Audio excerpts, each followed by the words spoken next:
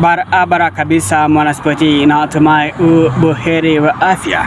Kikosi kitakachowakilisha Kenya katika mashindano ya Jumuiya ya Madola ukipenda Commonwealth Games kiko tayari kumenyana na wanariadha kutoka mataifa 74. Mashindano hayo yameratibiwa kufanyika kuanzia Julai 23 hadi Agosti 2 kule Glasgow, Scotland.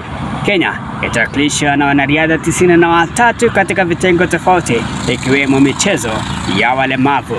Kikosi hiki kitaongozwa na mshindi wa nishani ya shaba katika mashindano ya Afrika katika michezo ya judo Zedi Cherotich, na baadhi ya wanariadha watakaotuwakilisha ni Ferdinand Omurwa Omanyala katika mita 100 na vilevile Millicent Ndoro katika mita 100, na katika mita 200 tutawakilishwa na Zablon Ikwama, na katika mita 400 tutawakilishwa na Mercy Chebet kwa wanawake na Kelvin Tonoi kwa wanaume, na katika mita 400 kuruka viunzi ukipenda 400 meters hurdles tutawakilishwa na Venus Keribu kwa wanawake na Kipkorir Kiprotich kwa wanaume, na katika mita 800 tutawakilishwa na Lilian Odira kwa wanawake na Wycliffe Kinyamal kwa wanaume, na katika maili moja tutawakilishwa na Naomi Korir kwa wanawake na Timothy Cheriot kwa wanaume, na katika mita 3000 kuruka viunzi na maji tutawakilishwa na Faith Cherotich kwa wanawake